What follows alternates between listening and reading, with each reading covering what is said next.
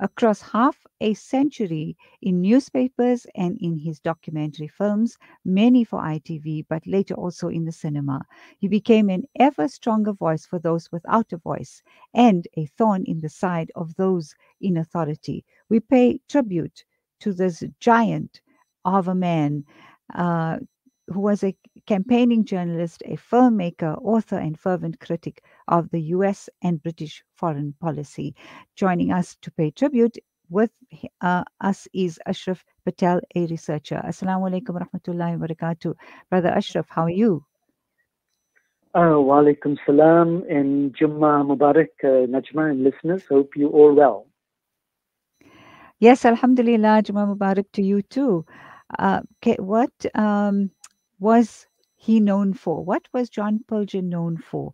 When we talk about being a fervent critic of the US and British foreign policy, uh, what else can we say about this man? Yes, so John Pilger was a giant in journalism for the last 40 to 50 years.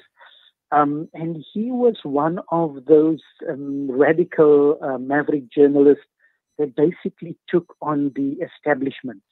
He was unapologetic on his stance, whether that be for Third World solidarity, for Vietnam, for Palestine, for East Timor, South Africa. He was one of those very few journalists that made their mark on the global scene of journalism. And what made him unique, he was not just a writer or editor of works. He was also a prolific documentary specialist. So he's well known for both his books and broadcast media. Right. So the impact of his journalism was enormous. Can you highlight a few examples? Oh yes. So basically, Pilger was born in Sydney, Australia, to middle class parents, and at a young age, he was conscientized around the anti-apartheid struggle, around the struggles in Indonesia under the military dictatorship. So you must know that Australia, being a key part of the Western Empire in the Asia Pacific, he became quite conscientized of the kind of hot wars that took place under the banner of the Cold War. And that was basically Indochina, Vietnam, and Indonesia. And a lot of his early works covered those areas, the hotspots. So his major breakthrough essentially was during the Vietnam War.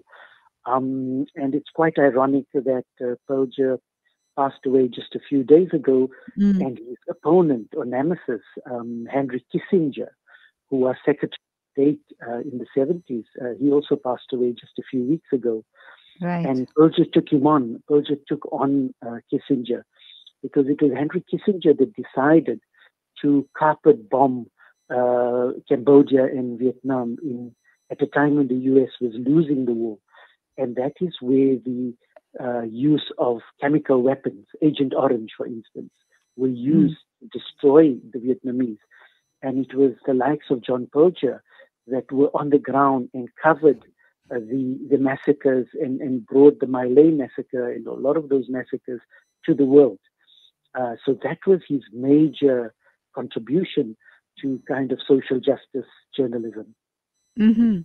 Well, his documentaries exposed human rights abuses, and for that reason, he was even banned in a few countries, including South Africa.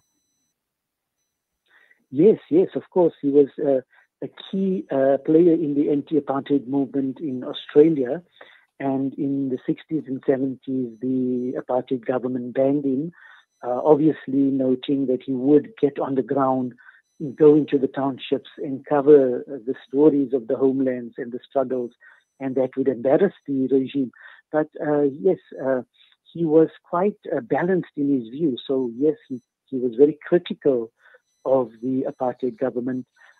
He managed to only visit South Africa in 1998 during the last years of the Mandela administration. And his view was also very muted. And he actually, in 98, met President Mandela but Mm-hmm. also he was quite critical of the economic pathways that the government had taken, and he predicted correctly on what he called economic apartheid.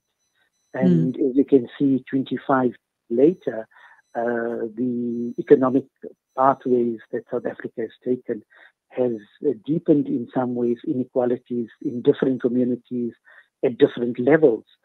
So Pilger was quite spot on at the time, 25 years ago, in his critique of the ANC government.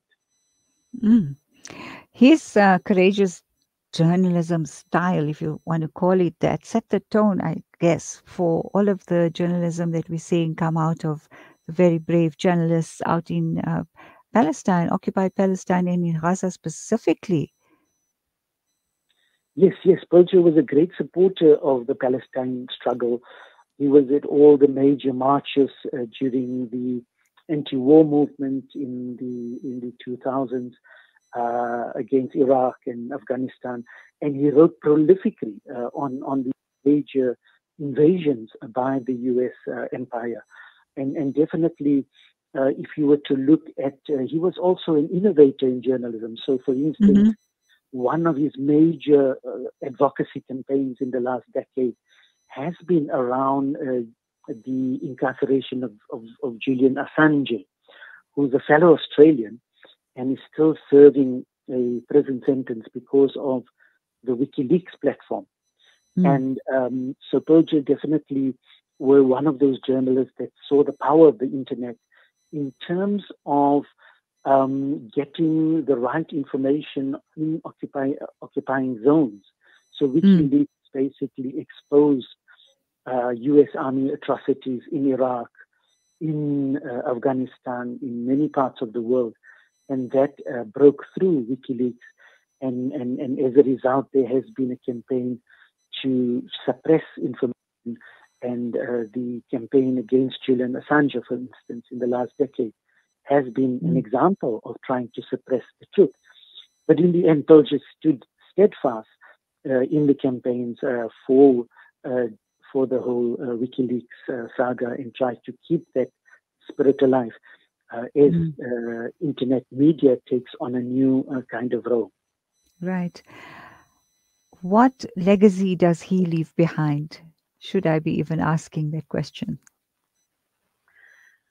Well, it's a good one, Najma. I think he would be a good role model for journalists throughout the Mm. world. That generation of maverick journalists, many of them are passing on, such as Pilger and others, who took on the establishment. And I think that is his major contribution. So, as a professional, he was a journalist and very Right. competent one. But he was also an activist. So he didn't Yes. see the roles as separate.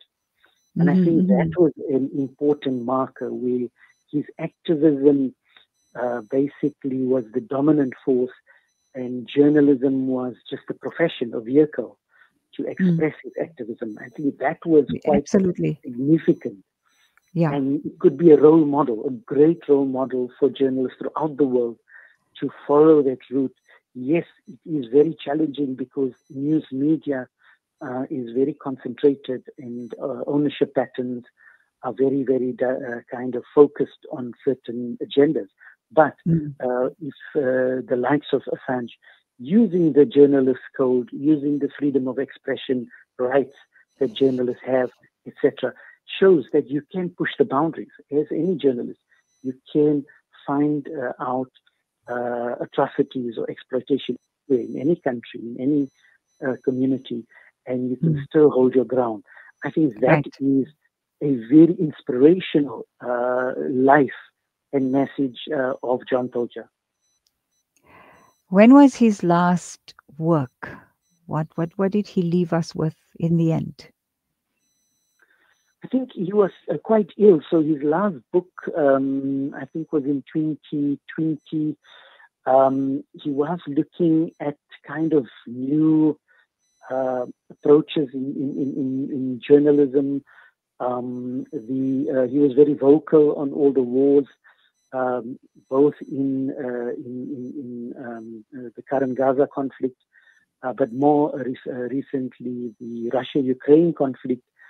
Ironically, he was quite against Ukraine for the very reasons that he saw the Ukraine-Russia conflict not as a kind of binary conflict between two powers, but as an extension of the U.S.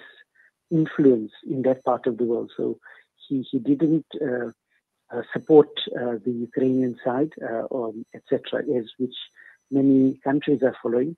He took a view that it's part of the U.S. Area of influence in chaos.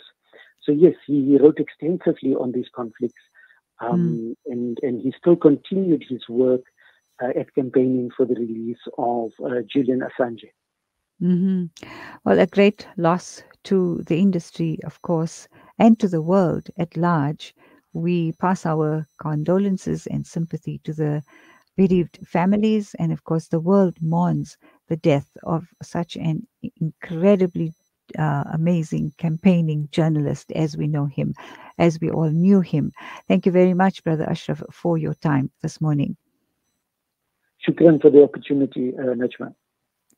Our pleasure. Have a nice day. Jazakallah khair. Assalamu alaikum. Wa alaikum salam. We speak to Nouri Jatam, who is an accredited Hajj operator. She will discuss with us on the new Hajj systems that we can expect for the 2024 Hajj season and how will it affect the agency.